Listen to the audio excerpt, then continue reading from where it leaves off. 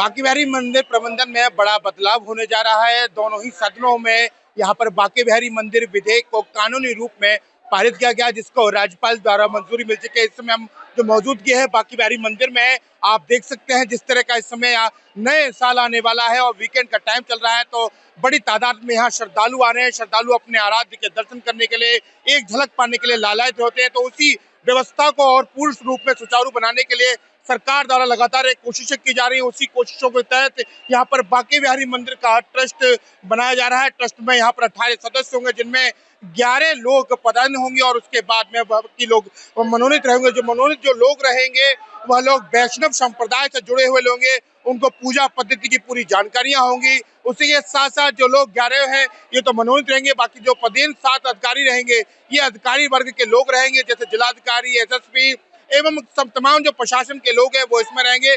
यहाँ पर जिस तरह से लगातार यहाँ पर जो मंदिर प्रबंधन की व्यवस्था है उनको सुचारू रूप के बनाने के लिए जोर दिया जा रहा था सरकार द्वारा, उसी सरकार की मंशा को लेकर इस विधेयक को पास किया गया है। अब देखना होगा कि किस तरह से मंदिर के प्रबंधन की व्यवस्थाएं और सुचारू रूप को देखने को मिलती है।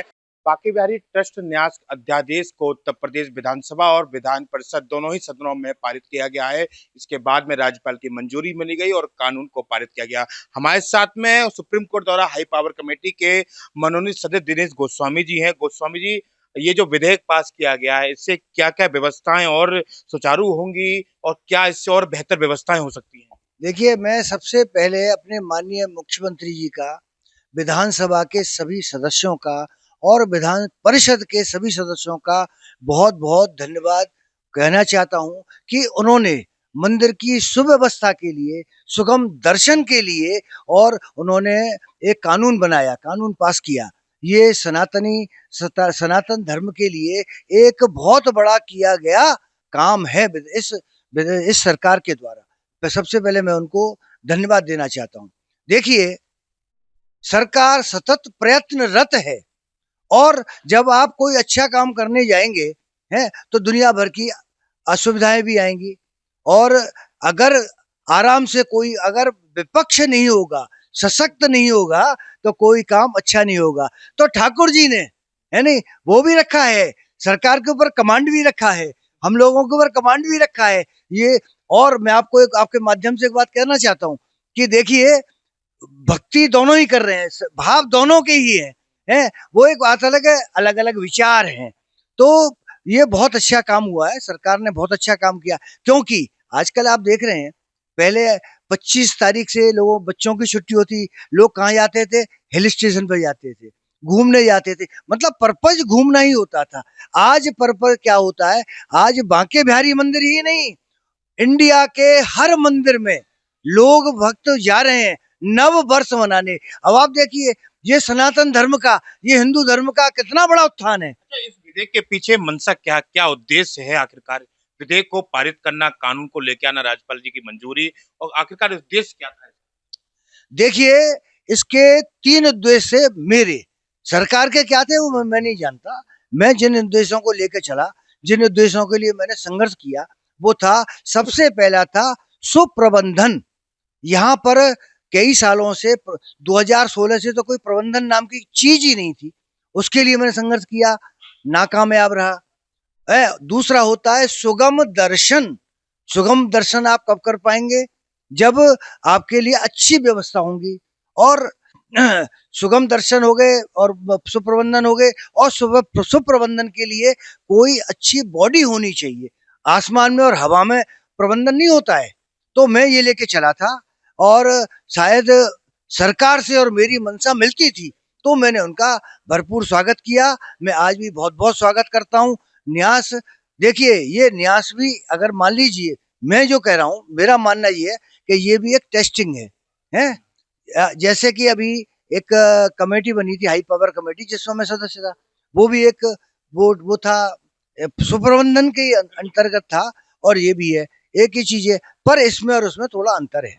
देखिए, ये मंदिर है, ये एक देवालय है, ये एक धार्मिक स्थान है। तो इसकी परंपरा, इसकी भावना और इनकी हर चीज को, हिंदू धर्म की जो मेन वो है, इसको हम लोग ही समझ सकते हैं, एक हिंदू ही समझ सकता है, एक धर्माचार्य ही समझ सकता है। लेकिन दोनों ही पक्ष यहाँ पर मौजूद है। आप तो पक्ष में है, कुछ लोग विपक्ष में भी है। उन लोगों का कहना है कि ये अध्यादेश नहीं आना चाहिए, विधेयक नहीं पारित होना चाहिए। आखिरकार इसको पहले अध्यादेश को न्यायालय में भी चुनौती दी गई है, क्या कब तक लागू होगा? देखिए, न्यायालय में चुनौती आज भी है, वो एक अच्छा का पक्ष है। देखिए, जो इसका विरोध कर रहे हैं उनके अपने विचार हैं, उनका मानना है।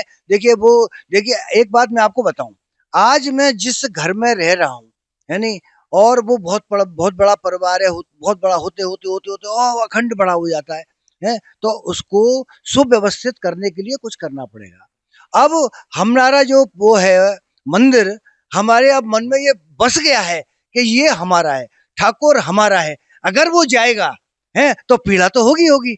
मैं उनको कभी गलत नहीं बता रहा हूँ, ना आज भी बता रहा हूँ। दूसरा, भाई मैं इनको बराबर कहता रहा कि मंदिर आपका है तो उसको सुव्यवस्थित करना, उसको सजाना, उसको संवारना, और जो हमारे आगंतुक आ रहा है, आप मत मानिए उनको भक्त, मत मानिए कुछ भी, पर वो एक हमारा अतिथि है। उस अतिथि के लिए व्यवस्था करने का फर्ज हमारा है। जैसी लोगों की शिकायत आई और जैसे हम सब देखा है, मुझे कुछ भी कहने की जरूरत नहीं है, एक एक लोगों ने सब कुछ देखा है, और आज भी उतना सुधार नहीं हुआ है। आगे क्या होता है वो सब गर्व में है। कब तक लागू होगा? देखिए, ये कानून की पेचीदगियां है। अगर हस्ताक्षर हो गए तो वो लागू हो गया, क्योंकि जो ऑर्डिनेंस है उसको चैलेंज किया हुआ है।